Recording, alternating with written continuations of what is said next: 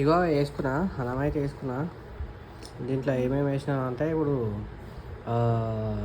నూనెలో పచ్చిమిరపకాయలు, ఎండుమిరపకాయలు, జీలకర్ర, ఇగో ఎల్లిపాయలు వేసిన.